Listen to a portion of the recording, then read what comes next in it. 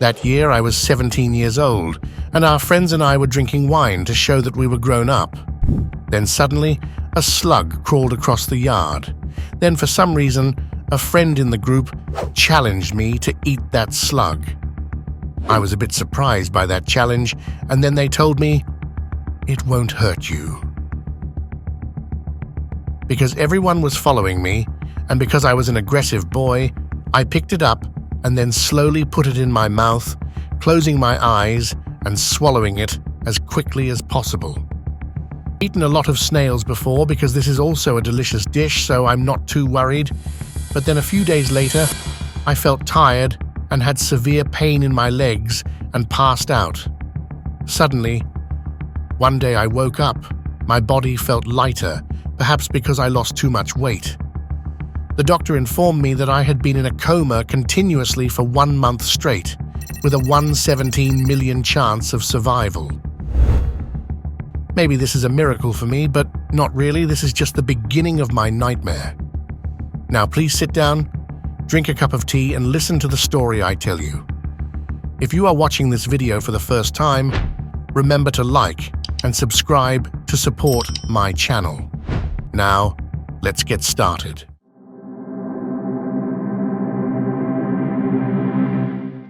The story I just told you was about a guy named Sam from Australia. After consuming, Sam's life carried on for a few days without any issues, but suddenly, he experienced intense pain in his leg. Seeking consolation, he asked his mother, "Could it be because of the snail I ate?" His mother comforted him, saying, "No one gets sick or hurt from them, so don't worry." Unfortunately, due to this complacency, this prolonged condition infected Sam's brain, causing a rare form of encephalitis and eventually plunging him into a deep coma. According to the doctor's conclusion, Sam had contracted a parasitic worm infection commonly known as rat lungworm disease, which can only mature fully within a rat's lungs, earning it its nickname. Mice get infected through their feces, which can later be eaten by snails, and snails that ingest them can also become infected. The larvae develop while inside the snail, but don't mature entirely.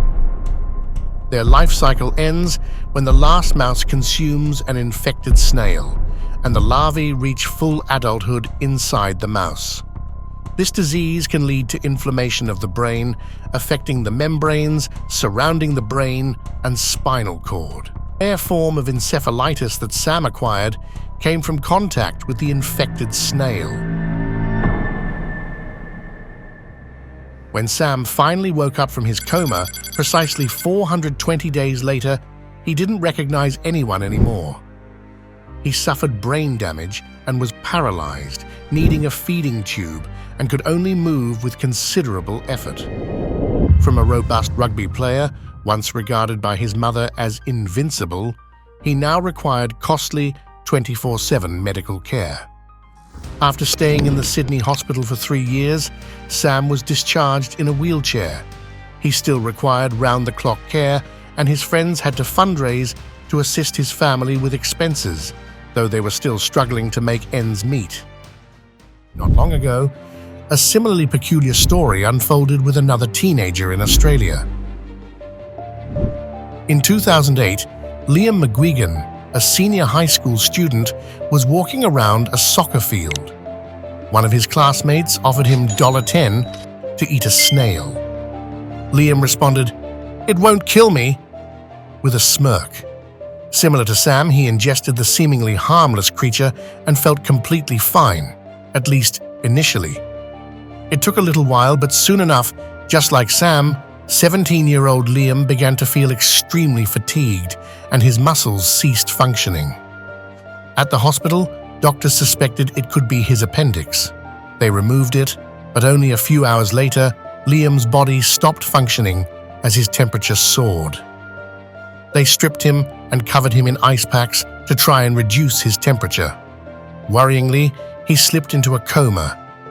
Hospital doctors pumped Liam's body full of fluid to reduce inflammation and told his mother to prepare for a funeral.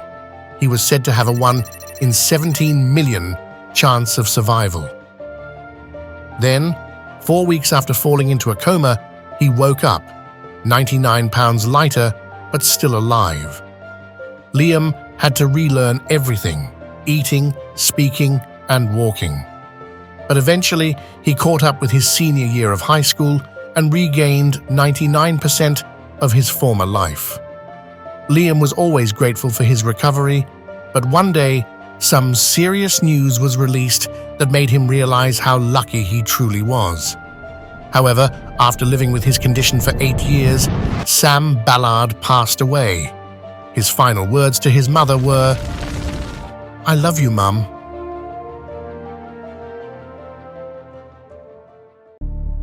It's possible that these two are among many who have eaten live snails and met a fate similar to theirs. Because humans are the accidental host of this type of roundworm, it means the parasite doesn't necessarily seek you out, but if it accidentally finds itself in your body, it'll consider your body its home. While it's not contagious, parasitic infections can spread to others if they consume food containing the parasite's larval stage. Snails and slugs are the most common culprits that harbor these tiny creatures, and their parts might be hidden within fresh produce. The slime trails left behind by snails, slugs, and other gastropods are believed to cause infection. For instance, if a slug crawls over your leafy greens, you don't wash it and then consume it raw. While most carriers are small, the giant African land snail, larger than a human hand, can be infected. So, as a preventive measure, it's best to thoroughly wash fruits and vegetables when you suspect traces of snails or slugs. For meat like shrimp, frogs, or snails, ensure they are thoroughly cooked. Many animals like birds can sometimes consume snails or their slimy substances and get infected. Seal food and water sources tightly, especially during seasons when rodents, snails, and slugs are active. And most importantly, never heed someone's advice to eat a live snail, as it might lead to regret.